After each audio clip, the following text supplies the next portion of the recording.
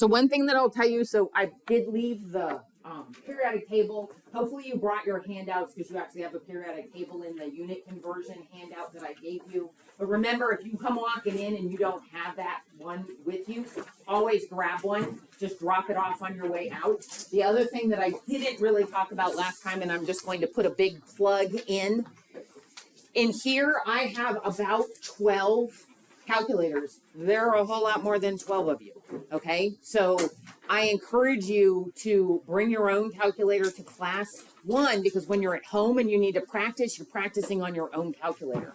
And that is definitely going to help make you more familiar with the steps that you have to do in order to find an answer for something. I'm fine if you use a graphing calculator. I'm fine if you go out and buy a calculator. Don't buy a $200 calculator for this class. You don't need it. I got these at Walmart for like $8.88, but I think with inflation and such, they're probably about $12 now. The bookstore does have them. So if you have financial aid and you want to grab one, it's just a Texas Instruments, like a TI-30X. All you've got to really look at is, does it have like log? Because if it has log, then it has exponents. Okay, so it's considered a scientific calculator, but it's kind of the simplest of the scientific calculators. And when we do math, these are the ones that I'll always have. If you get to come to class, you forget your calculator, you can grab a calculator, but they're going to end up being first come, first serve because I only have 12 of them. Okay, so you can use your phone if you're in here, but you cannot use your phone on an exam, which is why I really discourage you from using your phone, because then you're not going to be familiar with it, right? You're not going to be familiar with doing the steps on a calculator if you're used to using your phone, and then you come in and can't use your phone on the test.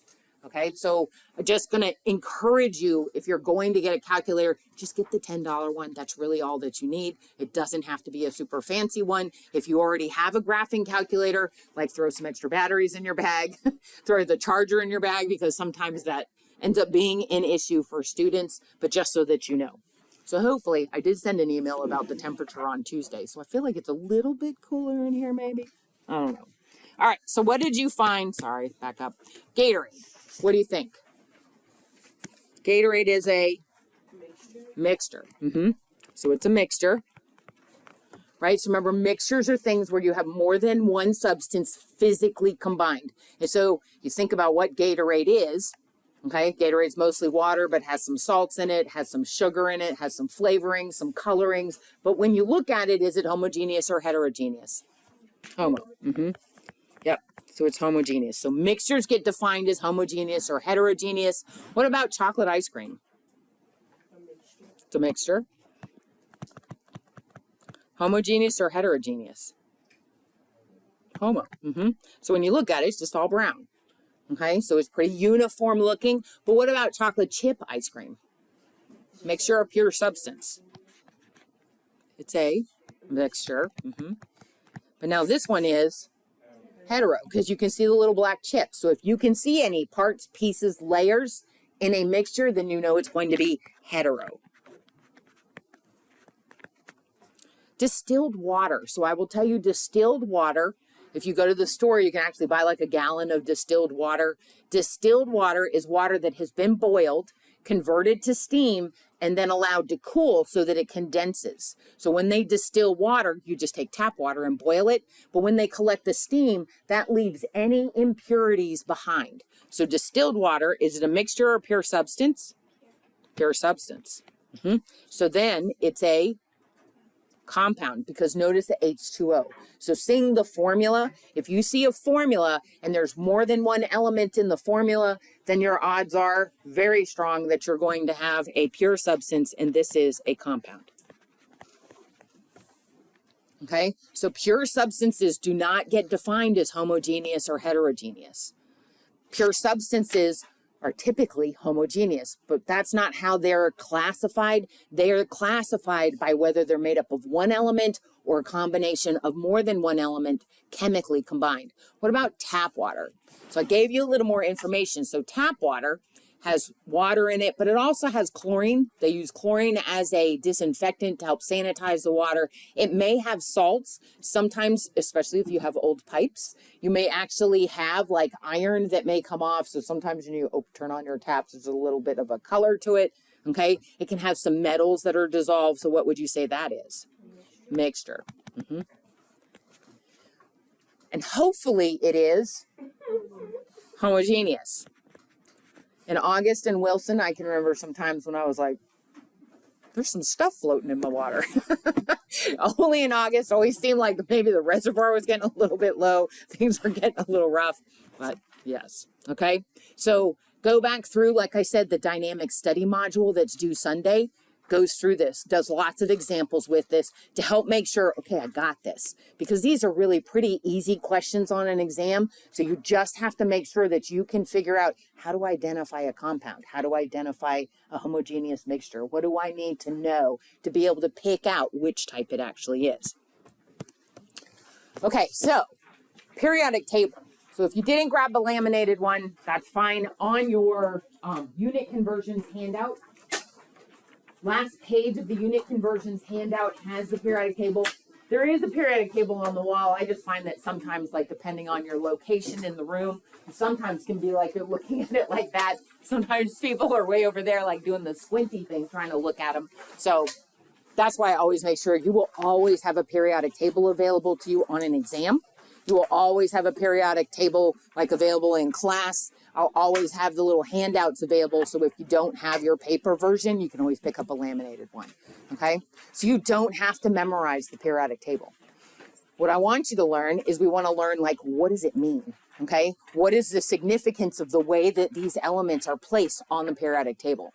So all elements that are known are on the periodic table. Right now, we're actually up, and this is actually an old, it's an old chart. There actually are named 118, okay? So notice that that goes all the way across. I think my laminated one is even older than that because it's got some blanks, but there actually is 118 total. They're arranged because there are similarities in elements along the vertical and also some similarities going across. So that's how they sort of started to fit. Columns, they call them groups. So the groups they call columns. The rows they call periods. Okay, so just remember, groups are the vertical. Rows are the horizontal or the periods. One thing that you can notice, like as you go across, you see the blue number on this, or if you're looking at the top number on your periodic table, notice that the number increases by 1 as you go from left to right. So if you look at H, there's a 1 above. You go all the way across to He, helium, there's a 2 above. Then if you go back, lithium, Li, there's a 3. Then Be, beryllium, there's a 4. And then as you go continue across, notice that that number increases by 1. So that's one of the things you can say about the periods or rows, is that they increase by that number. We'll talk about the atomic number in chapter 2. Column-wise, they actually started to develop the periodic table into this chart form because they found that things that are in the same column had very similar characteristics. So the very first column, hydrogen, lithium, sodium, potassium, those will all be elements that you learn. There's also rubidium, cesium, and francium, not ones that you have to learn. But those all in that column actually have very similar chemical and physical properties. So they're like, oh, these all fit here. And then, oh, these all fit here. So they all kind of like started to fall together based on their chemical and physical properties. We can also take the periodic table and split it. I like the laminated copy, your copy. Do you see this darkened line that looks like a little staircase? Very technically, it's called the zigzag line. The zigzag line or the staircase is actually what separates metals and nonmetals. Everything that is to the left of the zigzag line is a metal. So it's not on this periodic table, but if you're looking at your chart, you can see that that zigzag starts right up near B, which is boron. And then you see it comes down, so where Si, silicon is, and then comes down to where As, astatine, that's not one you have to know, tellurium, okay? All of those, sorry, As is arsenic, At is astatine, but going down in that sort of pattern, everything to the left. So that is all of these and those two bottom rows those are all metals. So you know there is far more metals than there are non-metals. So based on the periodic table, lots more metals than non-metals. I do like this periodic table because everything in black is a solid, everything that is blue is a liquid, and everything that is red is a gas. So solids, liquids, and gases can be defined. They have them on this one based on color. So you would say metals are primarily what? Solids, liquids, or gases? Solids. So almost all of them are black, okay? Those black, the element names. So metals, these tend to be solid at room temperature.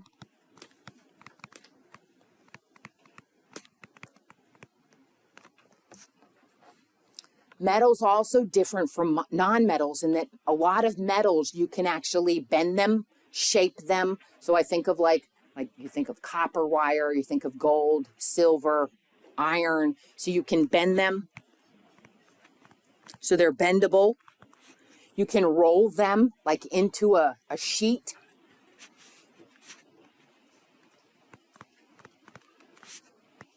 Many of them you can use to form a wire. And those wires can conduct electricity. I hope it doesn't get hotter in here. This is why I left it open on Tuesday. Okay, so these conduct electricity.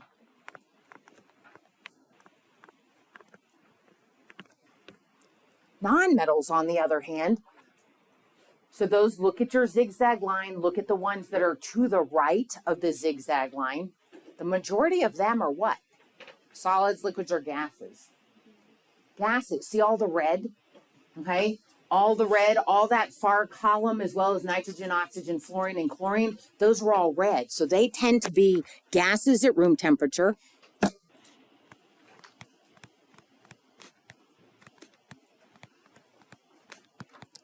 So one thing you know about gases now is that gases, they're not very shapeable. They take the shape of whatever their container is. They like to spread out. They tend not to clump together unless there's some force put upon them. So they found that non-metals, that they're kind of the opposite of the metals, that if they're any solids like carbon, sulfur, they exist as solids at room temperature, but you can't bend them. If you press them, they just shatter. So they'll like crumble into small pieces rather than maintaining their rigid structure. So they always say that they're sort of, the ones that are solid are very brittle. The few examples that are solids, like phosphorus, sulfur, carbon. And because of this, they're not very good at conducting electricity because we can't pull them into a wire because they just become powdery. But what they have found is that these are actually good insulators.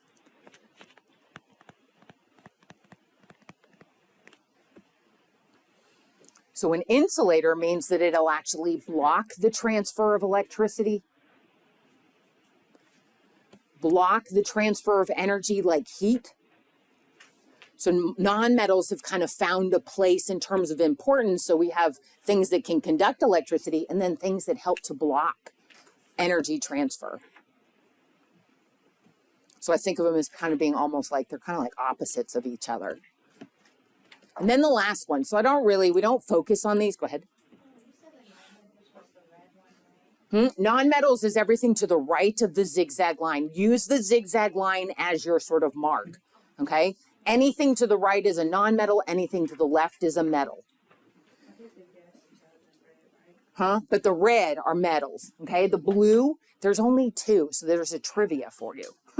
If you're ever asked what is the liquid non-metal, bromine, okay? At room temperature, bromine's melting point is right, or its boiling point is right about 80 degrees, so at 75, it's a liquid.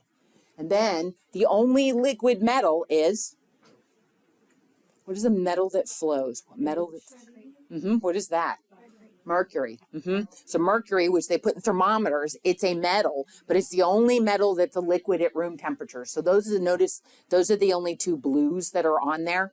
One is a metal, one is a non-metal. All the other ones are either solids or gases. Metalloids. I don't talk about metalloids very much just because we don't use them a whole lot in everyday life, but there are a few that run right along the very center of the zigzag line, and they can have some characteristics like a metal and some characteristics like a non-metal. So that's where this name came. Metalloids are the ones that are right along the zigzag line, but there's only like 5 of them. And like I said, they're not really big in terms of the human body, so I'm not as concerned about their name. But they're sort of, you can just put that, they're along, you don't have to identify them. But these are the ones that are along the zigzag line, and they're kind of like, they sometimes act half like a metal, half like a non-metal. So they have characteristics of both, and so that's just always what happens when you have 2 groups right along their connection. You get things where it's sort of like one or the other. So things that I want you to know about the periodic table, okay? 1, I want you to know the names and the symbols of elements 1 through 20. Okay, elements 1 through 20, and by number, I'm talking about the number above the symbol. So like H, there's a number 1 above it. So they call that, that's element number 1. And so that is hydrogen. Then 2, He, helium. Lithium is 3. Element number 3, it's Li. Notice that if there's 2 letters to the symbol, first letter is always capitalized, second letter is always lowercase. Okay, so when you put something like chlorine, it's capital C, lowercase l, not capital C, capital L, okay? Because that sort of actually means like 2 elements. Every capital letter you see in a formula represents an element. So when we talk about NaCl, sodium chloride, just seeing 2 capital letters tells you there's 2 elements. So that's one way of just picking out every capital letter indicates that's an element. Some elements only have 1 letter is their element symbol. Others have 2. And I guess they started running out after a while, right? Because there's 118. So clearly there's only 26 letters in the alphabet. So they had to start using 2. You can actually find this chart in your book. If you go all the way in your e-text, I was looking to see, do I have it here? See if it'll. Do they have a periodic table that has the name? That's exactly what I was just going to. So, like you were reading my mind, if you go to the e-text, there is, and a lot of this people don't know because they've not used textbooks very much. So they're like, I don't even know there was something like that. So if you go to, there it is. I didn't mean to go to that. But if we go to the contents, so if you just go to the table of contents and go all the way to the very bottom, the very last topic at the very bottom down there, do you see where it says back matter? Okay, back matter, it's at the very end of chapter 12. If you expand that, back matter is kind of like an index and a glossary and images all in one. So here's that periodic table. This periodic table is the one from your book, and notice they color the metalloids green, they color all the metals blue. They color all the non-metals yellow. So this one's in chapter 1 in your textbook, but here's like a quick place if you want to pull this up.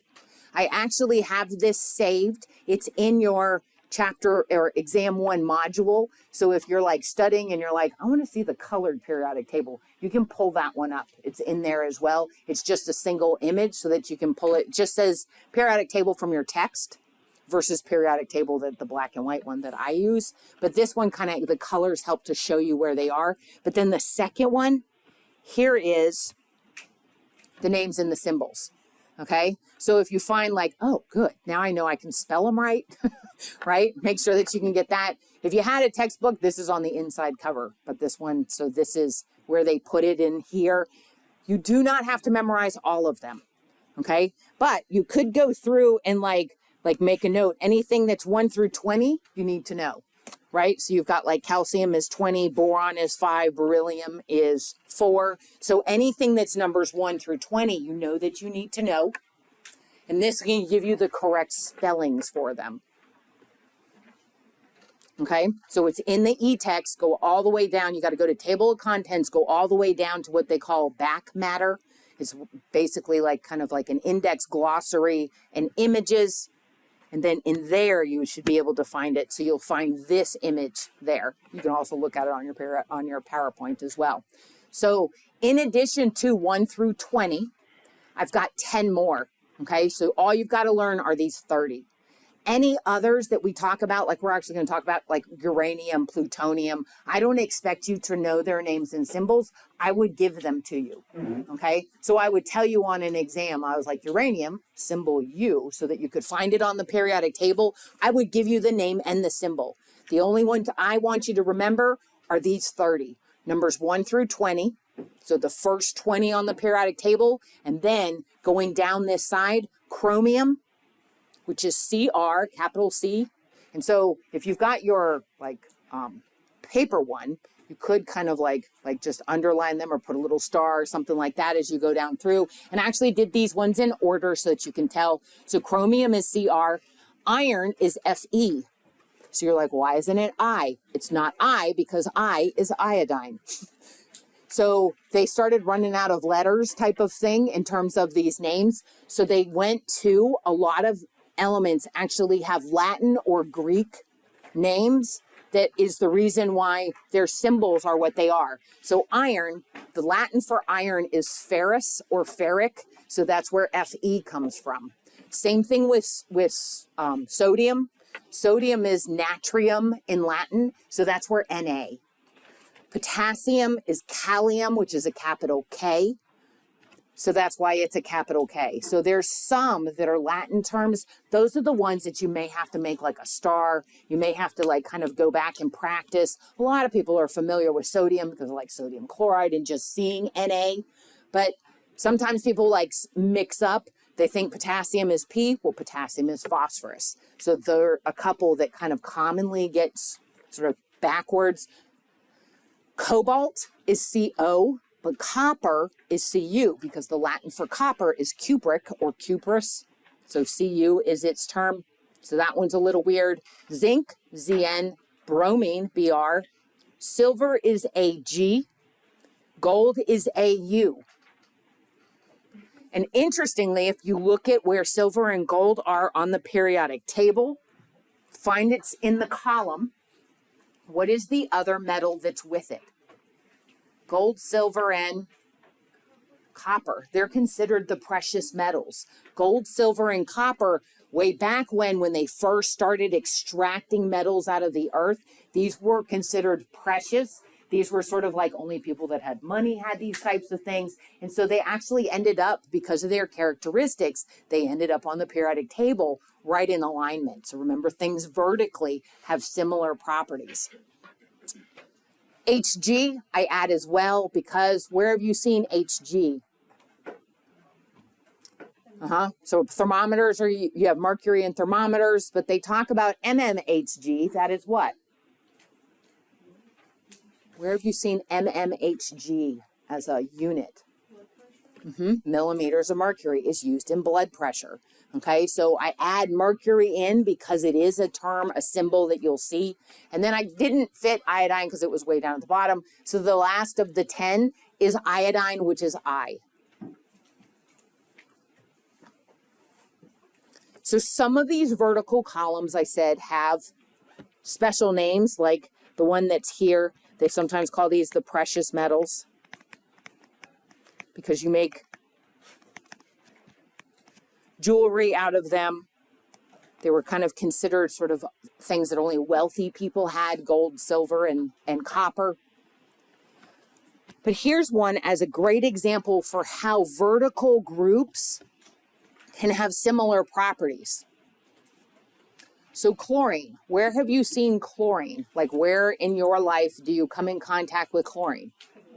Pool, okay? So you put chlorine in a pool. They chlorinate drinking water, so that is a way to be able to sanitize. So you know then that it's got to have some bacterial inhibition. It keeps things from being able to grow.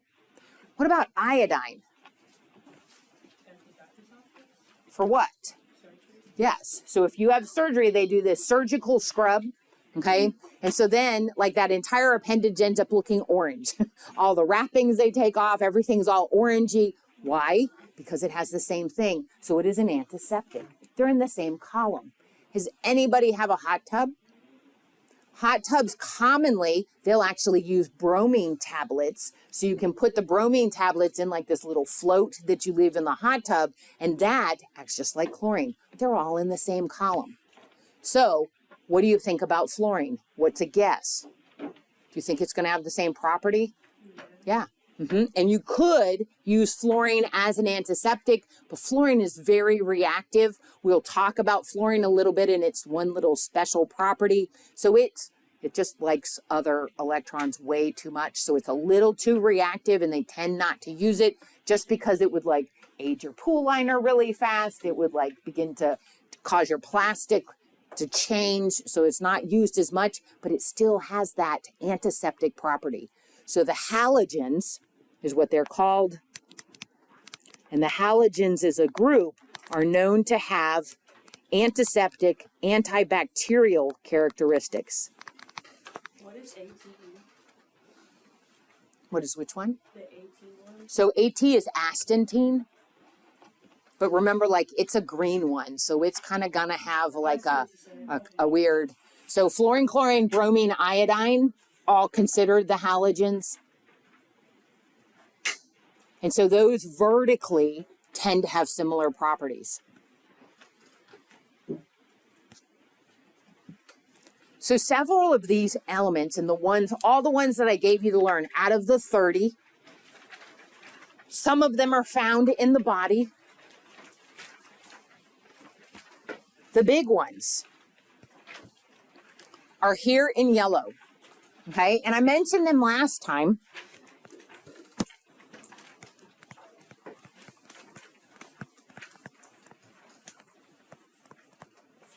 "96% of the human body are made up of what they call the main elements or the major elements."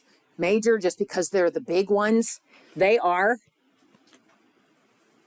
and I use like the strange little mnemonic. I just use CHM is the way that I remember them. Carbon, hydrogen, oxygen, and nitrogen.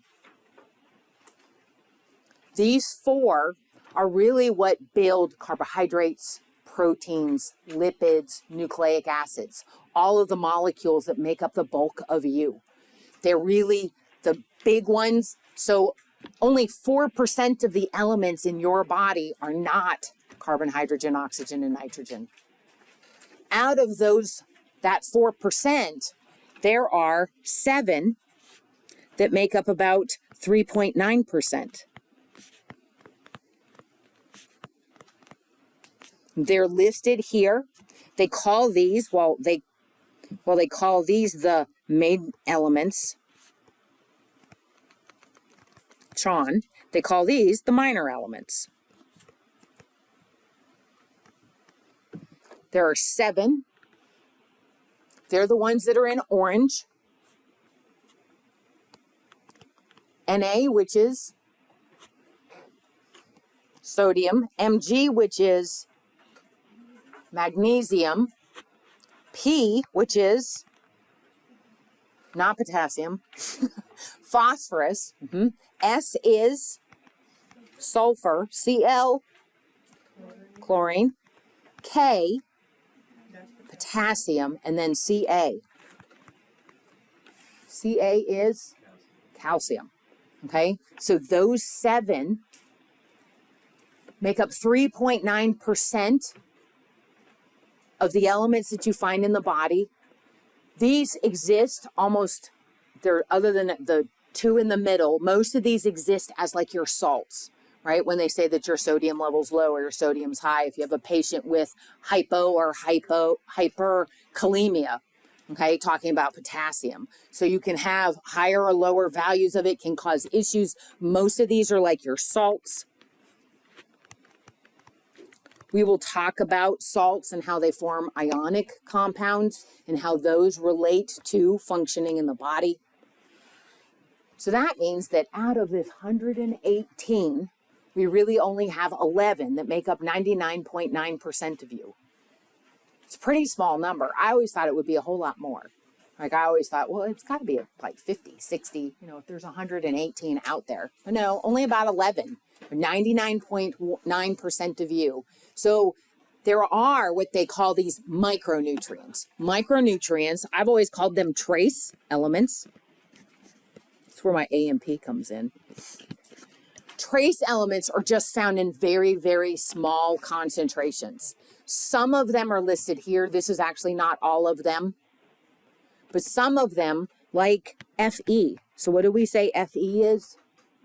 Iron. If you don't have enough iron in your diet, you can become anemic, okay? And anemia is when you don't have enough,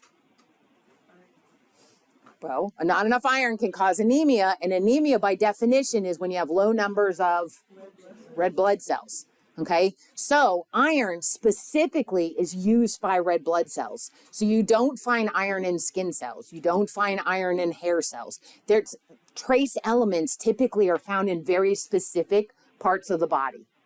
So you only find iron in red blood cells and in muscle, which is why muscle is red. It's because of that iron. But that's really pretty much it. You don't find iron in like digestive organs stored in lining cells or things like that. So iron's a good example.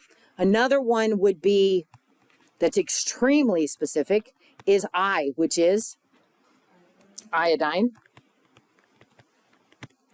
And they discovered that this was an element that you actually needed when people began to move away from the ocean. So people that would move away from the ocean stopped eating a lot of saltwater fish, and they sometimes found that they developed a mass in their neck. So they would develop what they called a goiter. What's the gland that's there? What is the gland? It's like a bilobed gland right on either side of the windpipe. It's your thyroid. And iodine exclusively travels to your thyroid and is used to make thyroid hormones. There's no other part of your body that uses iodine. So see what I mean by like trace elements are like super specific. Like only certain parts, certain types of cells actually need these trace elements rather than like all of your body cells using them, which is why altogether they only make up about 0.1% of the elements found in the body. Let's look into see, what about F? F is, what is that name? What is the name of that element? Fluorine, things like fluoride. And now I will tell you, fluorine, it's Fluorine, and the symbol is just F, not Fl. Because what is Fl? That is the abbreviation for Florida. Okay? And I cannot tell you how many people, when I ask what is the symbol for fluorine, put Fl. I'm like, nope, that's Florida. Okay, just an F, and it's just a capital F. That's it. Okay, all by itself. But fluorine, has anybody had a fluoride treatment? What does that help to do? Strengthens your teeth. So fluorine, the only place in the body that fluorine is used is it actually helps to make the teeth more resistant to acid breakdown. So you know, like a lot of the foods that you eat, like juices, tomatoes, all of that, all acidic. And that can actually dissolve the enamel, the covering on your teeth. And so fluorine actually helps to make them harder and more resistant to acid breakdown. Pretty specific though, right? Doesn't really do anything. You can get some get stored in bones, but the vast majority of it ends up helping to reinforce or strengthen teeth. So when they figured this out, where did they start putting fluorine in? Yeah, they put it in water. Okay, and we'll actually talk about like concentrations of fluorine in water as part of a solution when we talk about parts per million and parts per billion in chapter 8. But fluorine is added to city drinking water because they found like all these kids had cavities. And so by adding fluorine, they were getting very, very small amounts of fluorine just from their drinking water. And that was helping to reduce the amount of tooth decay that they were seeing. That didn't help the kids that lived out in the country and had well water. Okay, so if you had well water, then there's no fluorine naturally present in that water. So a lot of kids ended up taking either fluorine supplements or going to the dentist. Have you ever had a fluoride treatment? That's the worst. It's like this gooey gel stuff they put in trays. And I know if you're a dental hygienist, you probably think it's great. I'm just not a tooth person. But you put this like fluoride gel and they like stick the trays up on your teeth and you sit there like this. It's like, ooh, it's supposed to taste good, but it's not good tasting to me at all. Not a fan. But when I was a kid, I remember doing that and being like, oh no, are they going to do that if I go to the dentist? Like it was a reason I didn't want to go. But fluorine actually does help. It promotes that so that you don't end up with so many cavities in the head. Okay. Trace elements all together, only 0.1%. Really small amount, but they're important. Okay. And so sometimes if you are deficient in even these little trace elements, you can end up with issues. Like I said, people that didn't get seafood didn't get iodine because iodine is found in the ocean. So when you eat seafood, you actually ingest small amounts of iodine. So then they would develop a mass, a goiter. So how did they fix that? Where did they start putting iodine? It's in what? Table salt. So when you buy a bottle of table salt, you buy iodized salt.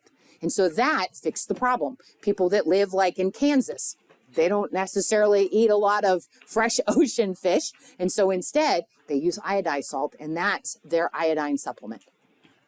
My doctor, when I did an allergy test, he told me that I'm allergic to the iodine in shellfish. What is Yeah, and that can happen. So like if you ever have surgery, like those iodine scrubs, there's other antiseptic scrubs they can use. Because otherwise you'll end up with, some people get like a rash or sort of like a skin irritation, but ingesting can cause GI tract issues and all kinds of stuff.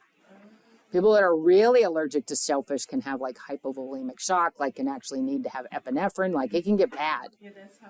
Mm-hmm. Yeah, so if they know that, then you know that like you just stay away from the fluorine. Or sorry, the iodine.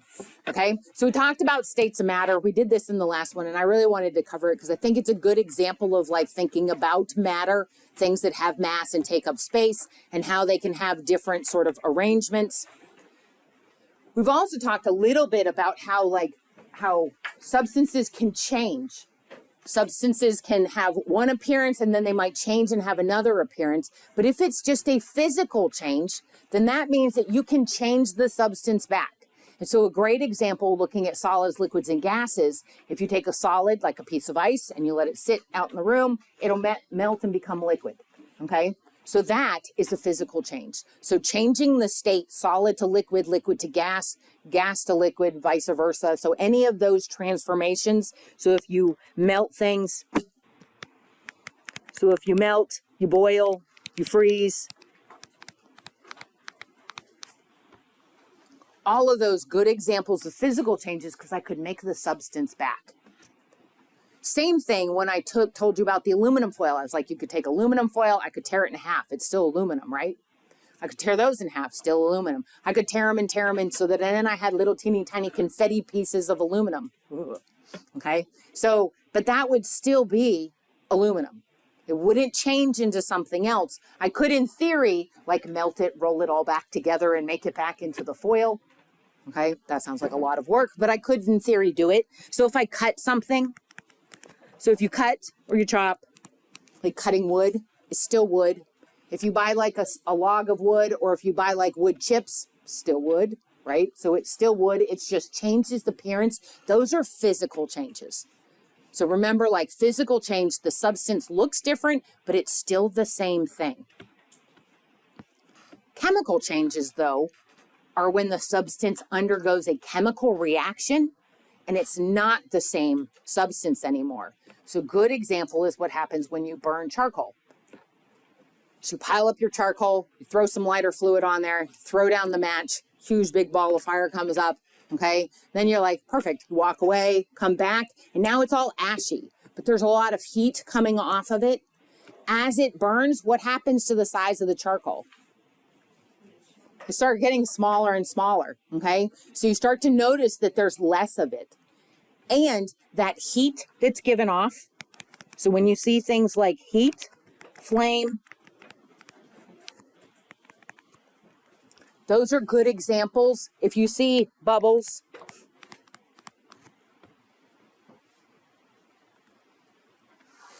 chemical reactions are where the substance changes its chemical nature. So at the end, when you have the ash left behind, can you take that ash and cool it and make it back into charcoal?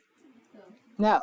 Okay. So you can't warm it or cool it. There's nothing. I couldn't like press it back into its original shape. That's a chemical change. So think of a chemical change as the substance actually is different. The chemical makeup of the substance has changed. On the side, Huh?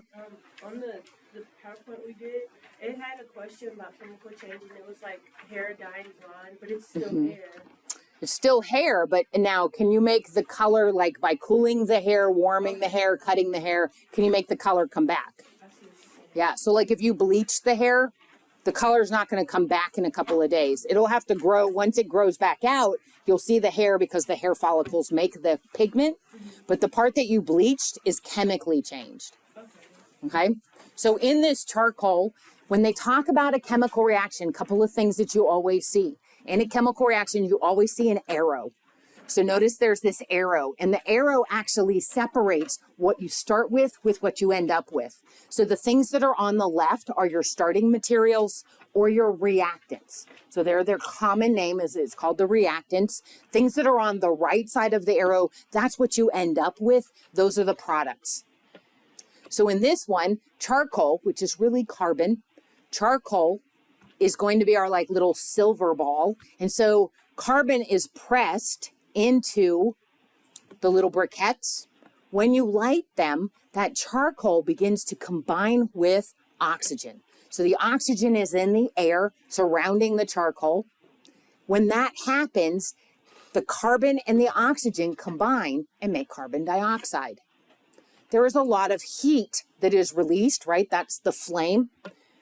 But carbon dioxide is a gas. So this is why you start with something that's a solid, and when you get done, it's almost all gone, right? It disappears because my solid, by reacting with the air, is actually converting into a gas. So that's why it's pretty much all gone. The ash that's left behind is usually very small amounts of salt that was in the charcoal briquette to begin with, because wood is what the charcoal is made from, and wood does have small amounts of salt in it. And so those salts, those don't burn. But any of the charcoal, the carbon that's in the charcoal will combine and burn. So I can't take that carbon dioxide and convert it back. So this reaction, the direction of the arrow goes from left to right. So you say that this is irreversible. This is like a permanent reaction. When I get carbon dioxide, that's all I've got. Carbon dioxide and heat. Now, notice the carbon has a little S.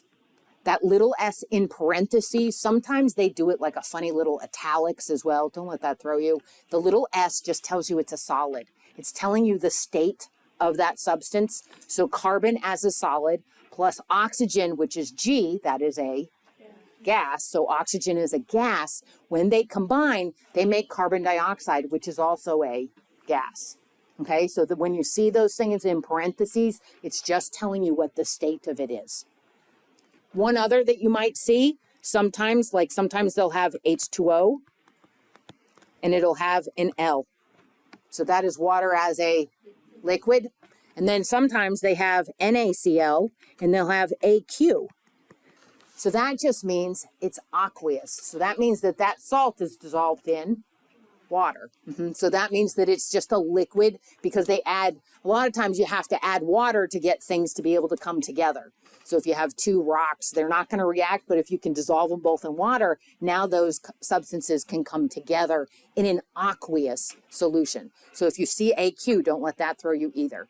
Okay? If you see anything in the little parentheses, that's just telling you the state. It's not telling you that it's sulfur or that there is no G, because I was like, okay, it's not telling you an element, it's just telling you the state of it. So this one is nice because can you see that one carbon plus one oxygen molecule makes one carbon dioxide? So can you see that C is a 1? Since it's just C, there's one carbon. So all I need is to take one carbon. Oxygen, it always exists as O2. It never just exists as individual. So O2 is its normal formula. Do you see that two oxygens in that O2? And when they combine, they form CO2, which still has one carbon and the 2 oxygens combined. So you say that's balanced. It's balanced because the total number of carbons on both sides is the same. Can you see that? 1 carbon over here, 1 carbon over here. Total number of carbons on both sides are the same. Total number of oxygen on both sides are the same as well. And I always write OXY because otherwise 2O looks like 20. Okay, so I just write OXY to help me remember that that's oxygen and it's not a number, that it's an O for oxygen. So you see that those are the same. So the rule is, the law of conservation of matter says the total number of each atom from the reactant to the product side can't change. But the number of molecules that they interact with, they can. The ratio that they combine in, these can change. So I can change the number in front of an element or a compound in a chemical reaction to be able to make the total number of each atom equal on the product and the reactant side. And my example for this is when you make cookies, do you add 2 cups of flour, 2 cups of sugar, 2 cups of eggs, 2 cups of chocolate chips? Do you keep 2 cups exactly all the way through? You use different amounts, right? So you might have to use a 1/2 cup of sugar with 2 cups of flour, a cup of butter. Okay, so you have different ratios. Balancing a chemical reaction is the same thing, is that we may have to have different ratios of reactants or products because the goal is the total number of each atom on both sides is the same. And the only way we're going to make them the same is by changing the number that is in front of each of those elements or compounds. So let's practice one. Okay? So steps. This is how I solve them. Okay? Some people can look at them and solve them like a puzzle. Okay? If that's not you, if it's you, fabulous. Okay? If it's not you, I do this kind of like long and drawn out simplified form just so that you can get more familiar with doing this. But the more you practice, the faster you get it just looking at the numbers and figuring out what they're correct, what they call coefficients. That's the number that's on the line in front of the element or compound in the balanced equation. So first thing I actually do is I always draw a line through my arrow. And that helps me to split my reaction because I know left and right have to ultimately have the same number of magnesiums and nitrogens on this one. So then, second thing you do is you list the number of each atom according to their formula. So if I just have Mg, how many magnesiums is that? 1. So over here I have 1 Mg, and how many nitrogens do I have? 2, because it's N2. So everybody understands why. So that is just the number of each atom based on the formula. That's on the reactant side. So now I got to go to the other side of the line. So this is a compound, right? So Mg3N2 is a compound because it's more than one element. It's given in a ratio. How many magnesiums in that formula? 3. And then how many nitrogens? 2. Does everybody see that? So if I do a step and you're like, what? Then just throw your hand up, okay? So I just want to make sure everybody understands how you get those numbers to start with. So now when I look at this, the number of magnesiums, go. Okay, so remember in the formula, the number after the element tells you how many of them. So see in Mg3N2, that tells me 3 magnesium, 2 nitrogen. So that's always the first step. That's where you're going to start, is you make the list on the left and the right side of the line. Then you have to do a little comparison. So in this, magnesiums, are they balanced? Do I have the same number? No. But what about nitrogen? Yes. Okay, so you're like, okay, nitrogen's done. Nitrogen, I have 2 nitrogens on each side, so that's good. So now I need to just balance magnesium. So the rule is I have to put a number in front of that magnesium on the side that has less that will multiply the magnesium by that number to make them balanced. So if I have 1 magnesium on the left, 3 magnesiums on the right, I'm going to have to change the lower number, so I'm going to have to change the left. What do I have to put on that line in front of the magnesium to make it equal to the right side? A 3. So if I take and put, and I'll change colors because I think that also kind of helps. If I put a 3, So now that means 3 Mg. So that means that this magnesium is going to get multiplied by 3. Do you see that it didn't change the nitrogen? Because the nitrogen's in a different element on the left side. It only multiplies the magnesium by 3 because the magnesium is all by itself on the reactant side. Now when I look at this, what do you see? Are they balanced? Yeah. Do you see that magnesium's 3 and 3 on both sides? Nitrogen's 2 and 2 on both sides. So I don't have to do any other changing. Totally up to you. If you don't have to change anything else, you can just put the 3 and leave it. I kind of got into a habit of going back and putting 1s because 1s tell me that I checked it and I didn't have to put any numbers in front. So this reaction means 3 magnesium reacts with 1 nitrogen and forms 1 Mg3N2. So you basically work on that side to get this side. You work on the side that has less. So notice that the magnesium is lower on the left side. That is why I have to change that coefficient. So let's do the one on the bottom. Okay, so now first thing you look at, you're like, parentheses. Okay, parentheses, what does that mean? Remember in your math class, what does a parentheses mean? Everything inside the parentheses is? 1. Nope. Multiplied by the number that's outside. Okay, so I have Al2 parentheses CO3 parentheses 3. So how many aluminum? 2, because aluminum's not in the parentheses. So Al2 tells me 2 aluminum. Now, CO3, how many carbons? 3. So the formula of CO3, there's 1 carbon, but there's a 3 outside the parentheses. That means that I have 3 carbons. So everything outside the parentheses is multiplied by, everything inside the parentheses is multiplied by the number outside. So that means how many oxygen? 9. Okay.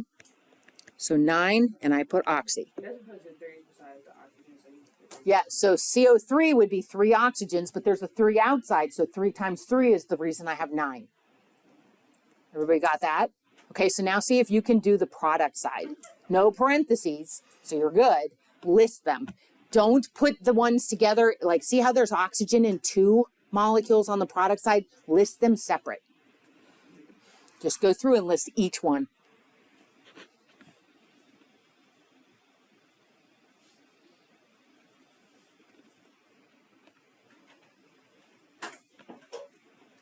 Okay, how many get for aluminum? 2. Hooray, they're balanced. How many for the oxygen? 3 for this oxygen. Now the CO2 over on the other side has how many carbons? 1. And how many oxygens? 2. Do not put the oxygens together, but they do end up, the total number of oxygens on both sides end up having to balance. So put a little, I put a bracket to connect them because it reminds me, hey, I got oxygen on 2 sides. They're going to have to totally add up and balance the oxygens on the other side. So here is the next rule. I listed them. I see the aluminums are balanced, carbons are not balanced, oxygens are not balanced, right? So aluminums are already 2 and 2, but carbons are 3 and 1. Oxygens are 9 and 5. Balance the element that is only found in one place on either side first. I call those the simple ones. So which one? Aluminums are only in one place on either side, but they're already balanced. But what about carbon? Are they in one place on either side? Yes. But oxygen is in 2 elements on the product side. Do oxygen last? If you balance the simpler, balance the elements found in one place on either side first, a lot of times the harder ones balance themselves. So which side are we going to change? The right or the left? The right, because see how carbon is lower on the right? So what do I have to put in front of CO2 to give me 3 carbons to match the left side? A 3. So I'm going to put a 3 here. Now that means that 3 is going to multiply carbon dioxide by 3. So that is going to multiply my carbon by 3 and my second oxygen by 3. because you see it's 3 CO2s. So the whole molecule after the number is going to get multiplied by 3. So that's going to give me how many oxygen? 6. So wonderfully in this one, did I mess up my aluminums? No. Sometimes that happens. Don't get mad, okay? Sometimes, like, you'll balance one element and be like, no, nothing's balanced except for that. That will happen. That's okay. Follow the rule. Make your list. Compare them. Whichever one has a lower number is going to be the one you're going to change. You're going to then multiply that entire formula by whatever number you put on the line above. Always leave ones that are found in more than one place on a side. Leave those till last. Because aluminum now have how many?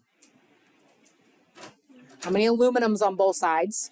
2 and 2. How many carbons on both sides? 3 and 3. Okay, then what about oxygen? 9 on the left. How many on the right? 6 and 3, which is 9. They balance themselves. So by balancing the carbon, you actually balance the oxygen automatically with a little less fuss. It was a little less complicated. So then, whether or not you put them or not, it's totally up to you. Since I know that I checked them, then I go and put ones. So that just means that 1 aluminum carbonate, you'll learn this later, plus 1 aluminum oxide makes 3 carbon dioxides. That's like the chemical formula in that reaction. It sounds so much easier than what I was doing at the house. Just follow those steps. Honestly, especially if this is kind of new, just have that as your kind of guide. Here's your line. Draw a line through. Look at the formulas. List the number of atoms in each based on the formula. So that's like the start. H2O tells you how many. 2 hydrogens and 1 oxygen. And then you have just Na, so that is 1 sodium. 1 nitrogen, really. Okay, then you go over to the opposite side. Well, the opposite side has H2, which is 2 hydrogens. NaOH is 1 sodium, 1 oxygen, and another hydrogen. So now, put the little bracket. Like, link those. Remember, you'll balance hydrogen last.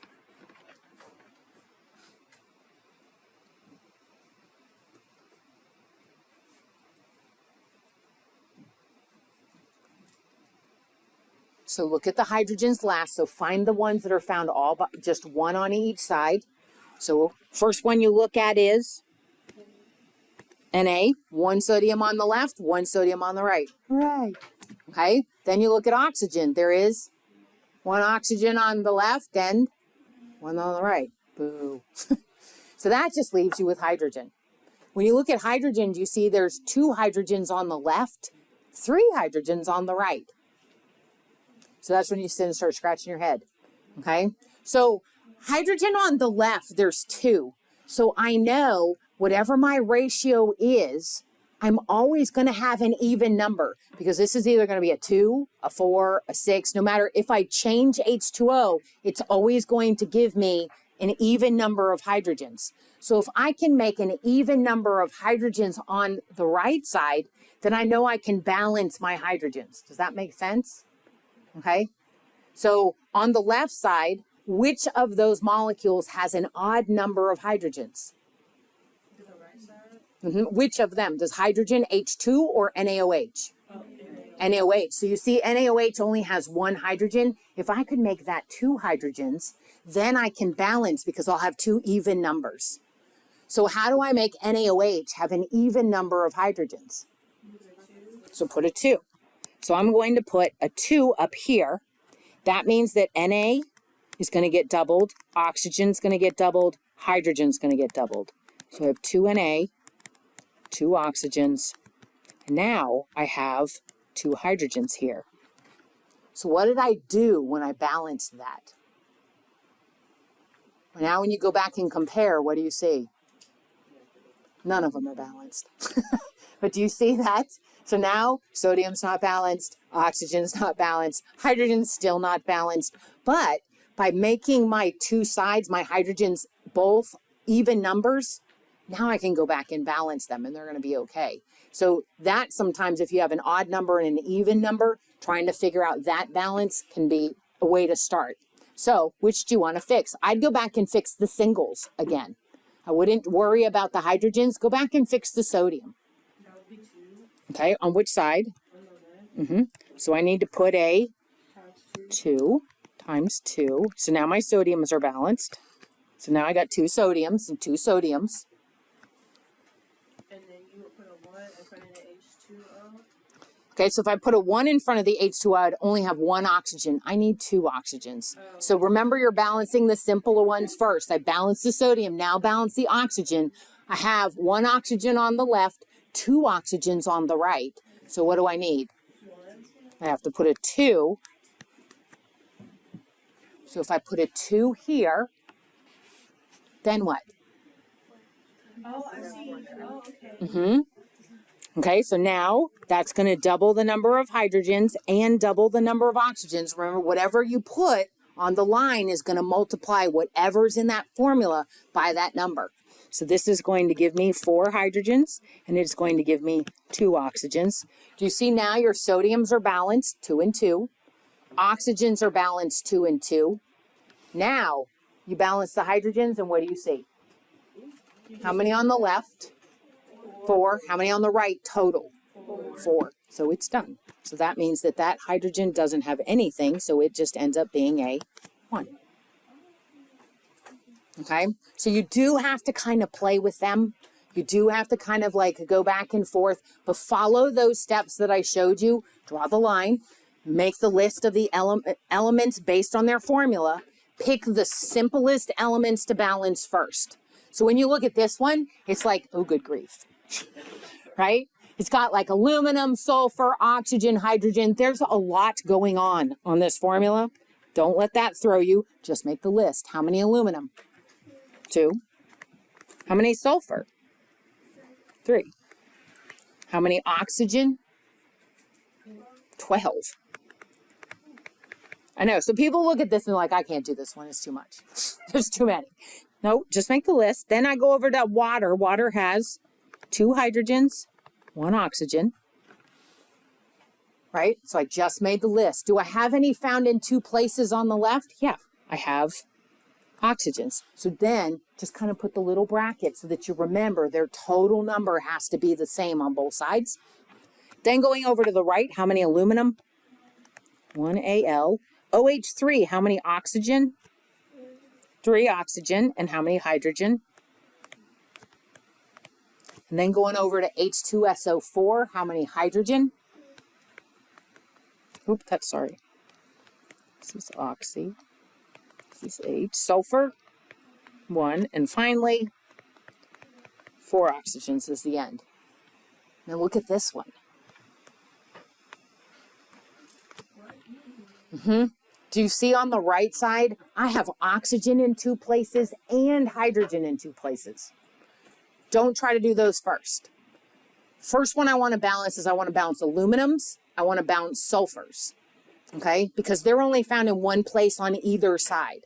Balance those first. Then you would balance hydrogens third. Because hydrogens are in 1 place on the left, 2 place on the right. So if I had to do that, I'd leave oxygen to the end because oxygen are like the most complicated. Oxygen, I got them in 2 places on both sides. So first, let's balance aluminum. How are you going to balance aluminum? Which side are you going to change, right or left? Right, because the aluminum on the right is only a 1. So how am I going to make it a 2? What do I put on the line? A 2. Now remember, that multiplies aluminum times 2, oxygen times 2, hydrogen times 2. Everything everything in that formula gets multiplied times 2. So 2Al, 6 oxy, and 6 H's. Okay, so now aluminums are balanced. So the next one you're going to balance is what? Sulfur, because sulfur is only found in 1 place on either side. So I want to go there next. So which side am I going to change, the right or the left? The right, because on the right I only have 1 sulfur. On the left I have 3. The smaller number is the one you're always going to change. So what do I have to put on the line? A 3. In order to have 3 sulfurs, I'm going to have 3 H2SO4s. And that means that now this is times 3, times 3, times 3. This is going to be 6 hydrogens. This is going to give me the 3 sulfurs I wanted. And it's going to give me 12 oxygens. Oh